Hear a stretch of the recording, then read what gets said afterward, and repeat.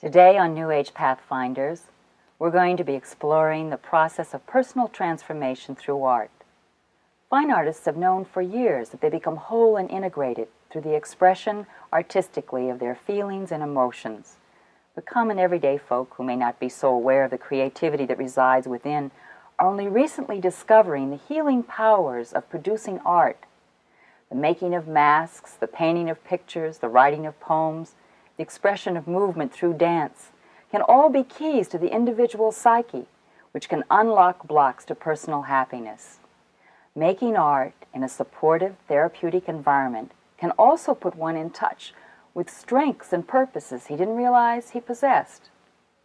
Inherently, we are all whole, integrated, and unified, and we all have the capabilities necessary to excel in the world. Sometimes, however, we want the assistance of another person in bringing forth those potentials. Today, we're going to meet an art therapist whom we consider a New Age Pathfinder, who will show us how she brings us to self-actualization through art.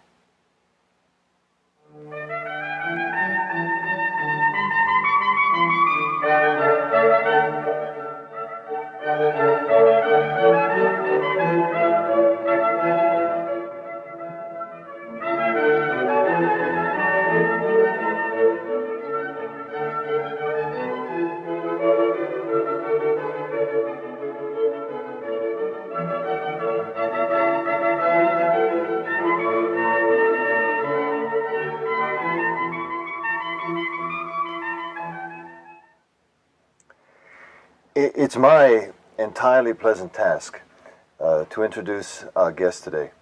Barbara Dobrin is my friend. She's a PhD in psychology.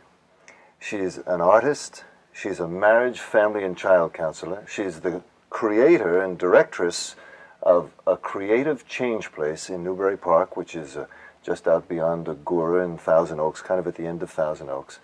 And I was trying to think of a way, Barbara, of introducing you, and the word that came to my mind is I wanted to say Barbara Dobrin is a liver.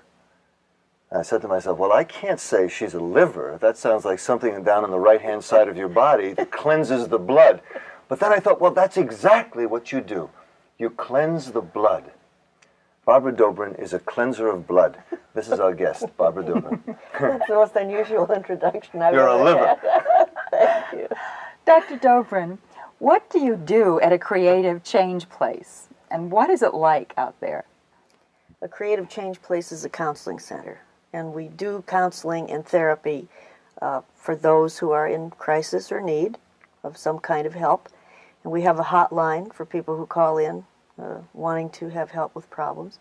And we do expressive arts therapies out there too, starting with art therapy, poetry therapy, movement, music and dance, theater therapies, and the rest of them. And we focus on the expressive arts therapies there. So that it isn't just really for people who are in crisis. No, but we have that as well. I mean, Right. we start there. And It we sounded move- like maybe I had to be in crisis No. in order to come out. And I Well- mean, I am in crisis all the time, but we accommodate and work with people who are in crisis, and we hope that we can move them from crisis to creativity with the work that we I do. love that. From crisis to creativity. Yeah. It sounds like the title of a new book. It might be. Do you find that people are open to transforming themselves when they are in crisis, that because they're hurting, they're more open?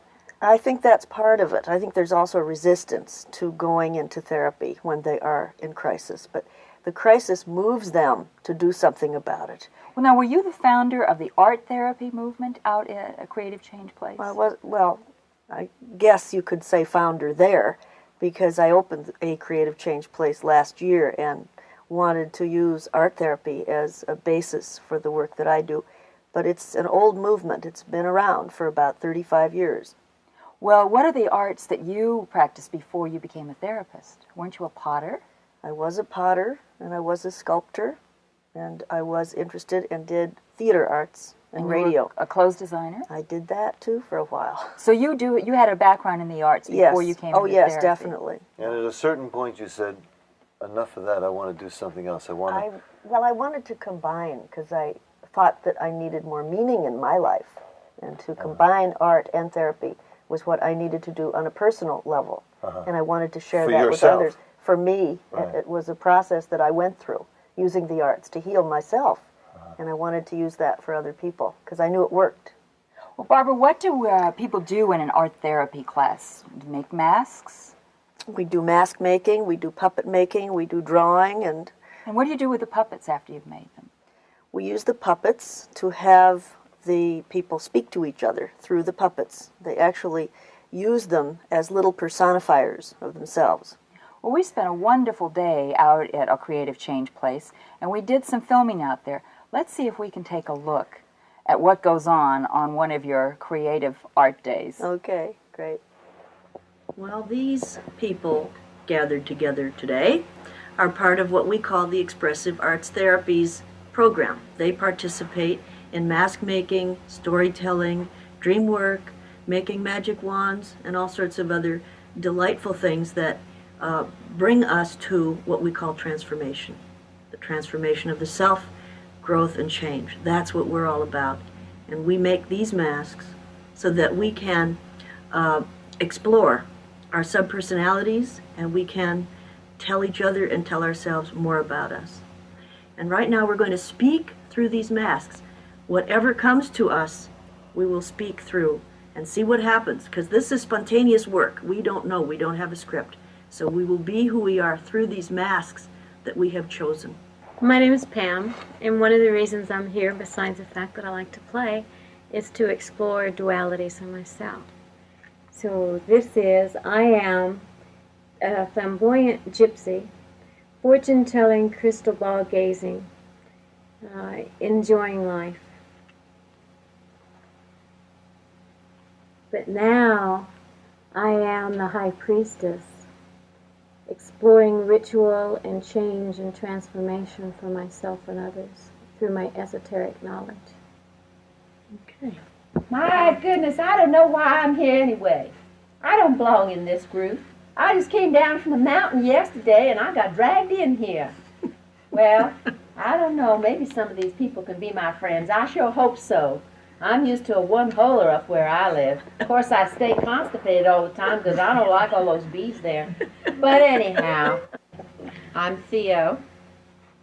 I chose this mask because it's a part of me that is very hard for me to let out and to come into contact with, of being completely informal and outspoken and not observe the amenities of life. So I decided to just try it and see what it felt like.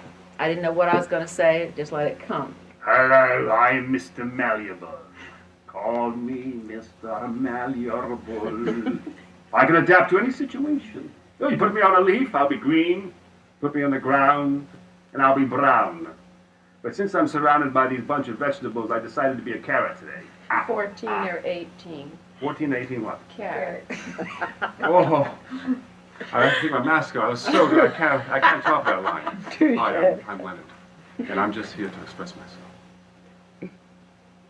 Excellent. Great. So you're versatile in that you can work with a very definite population, special population, the deaf child. What about us, the people here in this room who can do everything? I mean, what do these puppets have to say to us, and what's the meaning behind these two characters, which look very strange to me, an Arab and... Right. Well, So he is Mr. Wisdom? This is Mr. Wisdom. And he personifies that part of you that says, I want something... to learn. Yeah, okay. Right. Good. And who's this? This is Hopi, and she, although is wearing her hairdo, which denotes in the Hopi tribe that she is unmarried, she is like me, old, unmarried woman. And so she is really portraying me. Of all my masks, this is the most lifelike mask that means me. So, in my story, instead of the bird of paradise, this, as I realized, was the phoenix bird. And this bird has risen out of the ashes of my life to start a new life, a new healing life.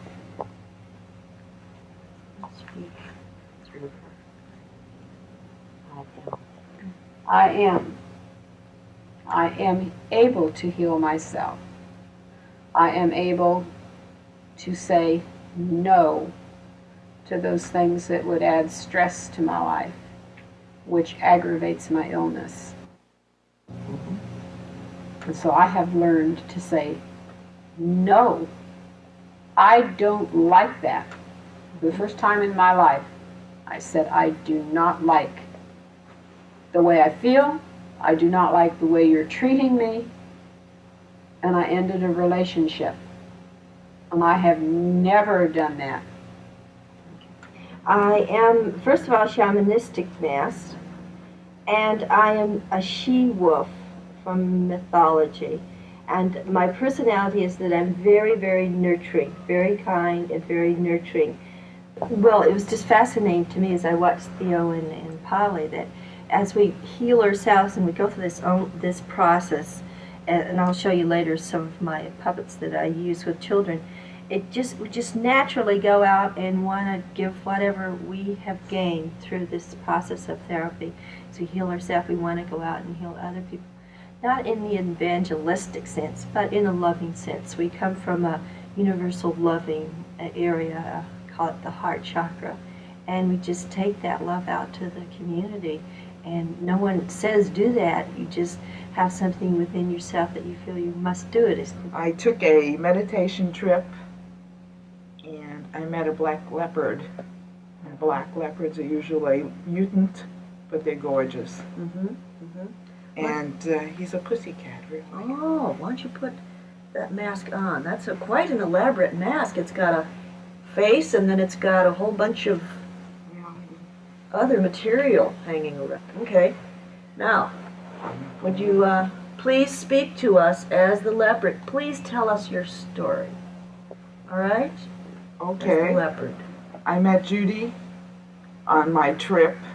I met Judy really on her trip. And I wanted to give her power. I wanted to give her feminine power. And that's why I'm a black leopard and a cat. Barbara, I find this so exciting. You have 3 women who are obviously taking their work with you right out into the community. What are they doing? Judy is working with children who are going to have operations. She's working in hospitals. That was the lady with the puppets. The lady with the black leopard. And Is the one that's going to work with children. yes, and Barbara also with the she-wolf mask is going to go out into the community. She's working with alcoholic women now at a place in Ventura. They're doing art therapy with recovering alcoholic women. They both are doing it together, and the children in the hospitals. And then Theo is doing work with the elderly. She's doing masks and puppets with them.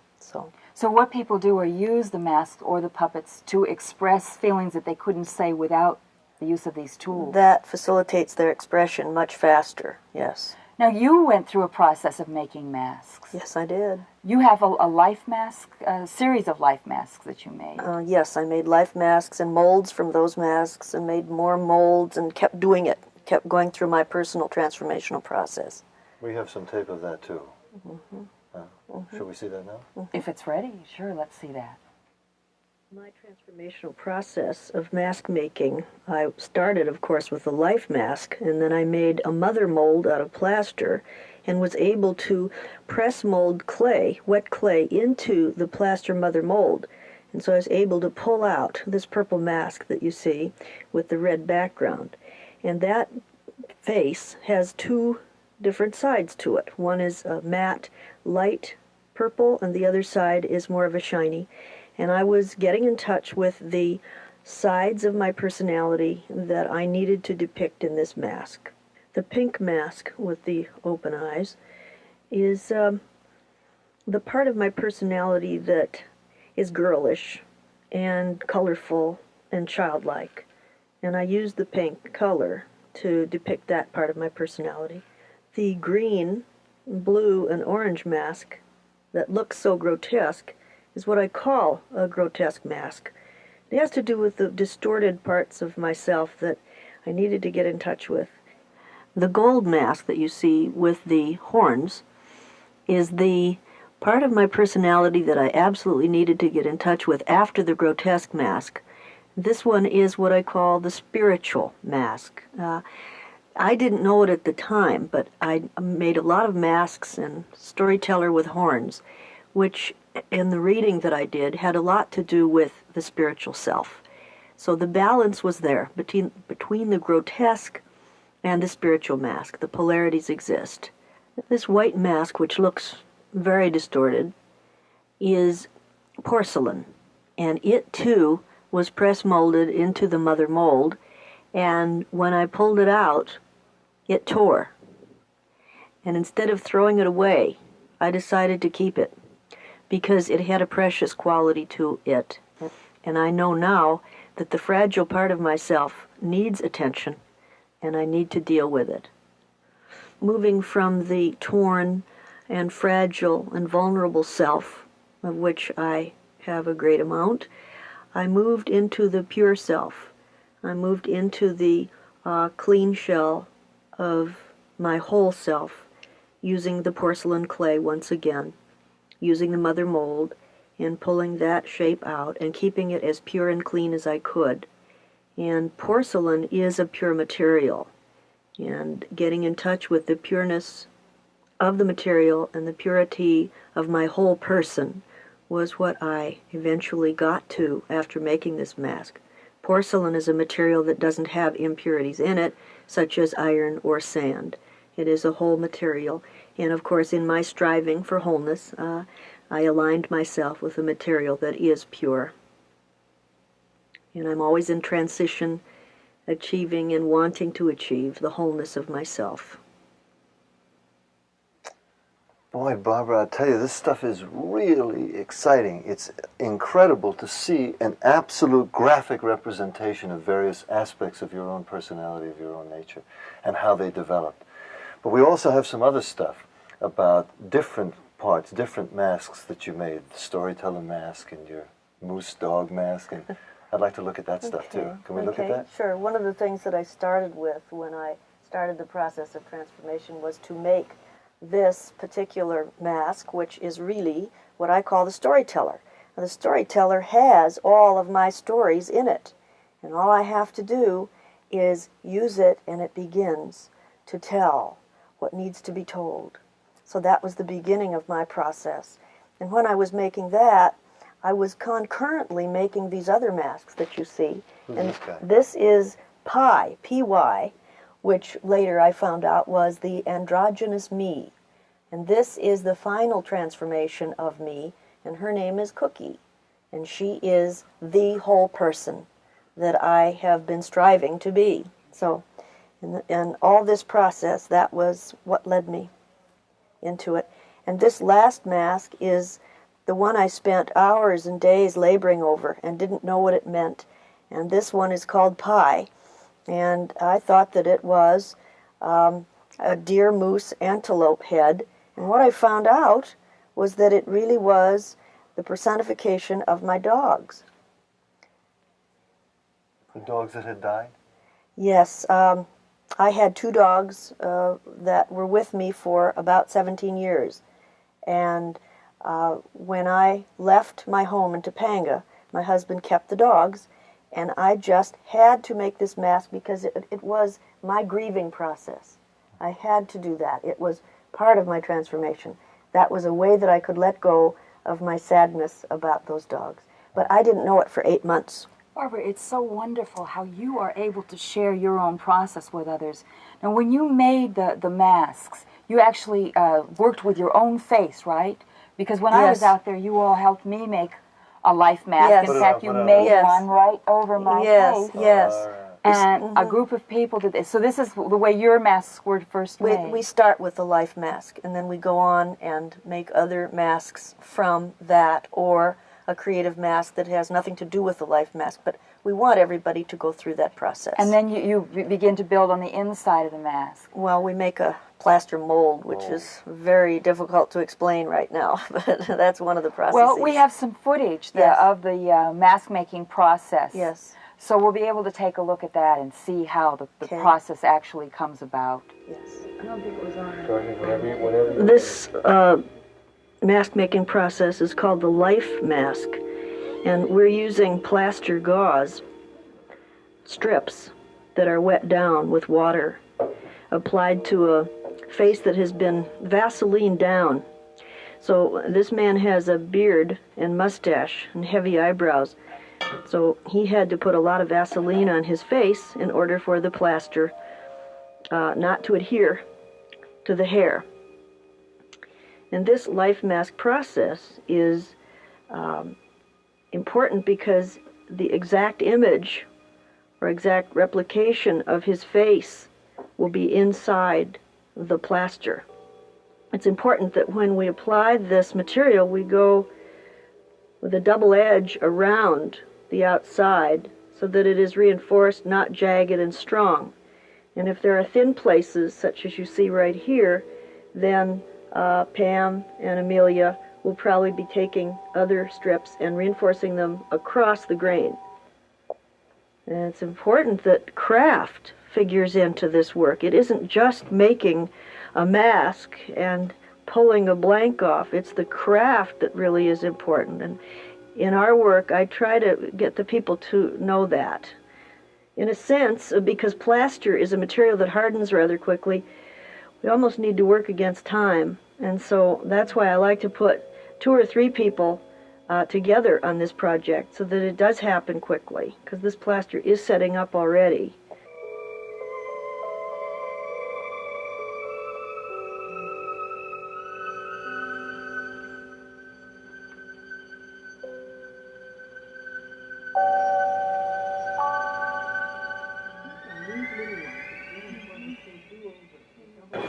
The mask has hardened to the point now where he can take it off. And the reason I'm holding his hand is because I want to be here and comfort him, because this is a very unusual and intense experience. So I'm here to support him in this experience. Now, Chuck, wiggle your nose around and your mouth inside the mask to loosen it. I'm going to help you a little bit.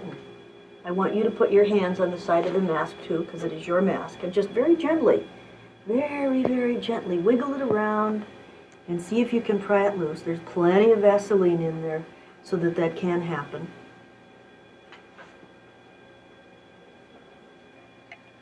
Okay. Feels like it's free. No one knows about it. Okay. It's all right. Okay, now pull it off. Feels like it's off. And some of the hair is out.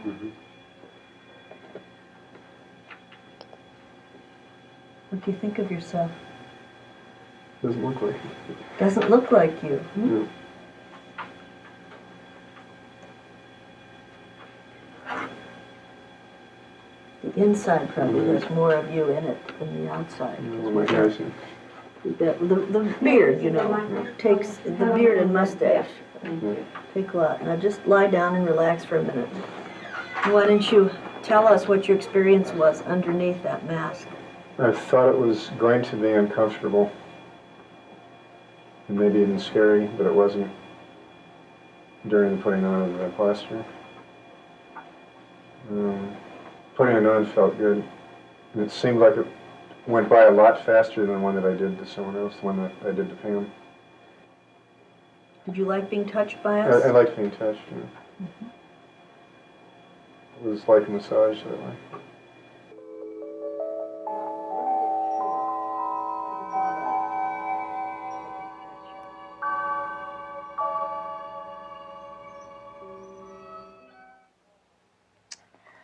Wow. Oh, Barbara, it was just such an experience being under this mask. It looks like it's suffocating. Somebody asked that, but it's not. It's the most meditative, wonderful, therapeutic experience. I recommend it highly. You know, the word that came to me watching the process on the monitor is mysterious. Yes. There's a mysterious aspect to mask making. Do you feel that when you're doing it? Well, I never thought of the word mysterious. Or mystery. It's like it's there's mystical, something ancient. Mystical. Mystical. It looks ancient. Well, it looks like the masks that the Greeks made, the golden masks. It's primal too. Very primal. You get to the primal parts of yourself by doing this. Barbara, do you have to have had artistic training to do this? No, absolutely not. Could you have to consider yourself an artist or a candidate to be an artist? No, it's probably better if you aren't an artist, but I won't turn artists away. I think we don't discriminate. No, but I think the artist says, I have to be perfect, in what I do, and that sort of holds them back from getting the most out of it. But you don't have to know how to do art.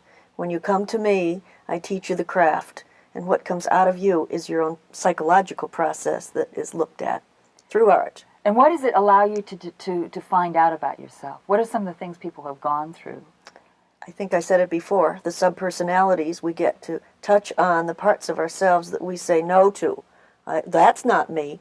And when you make it into a mask, you get to look at it, and the process of integration takes place, bringing that back in to make the total person. How does that change a life? By recognizing what we miss in ourselves.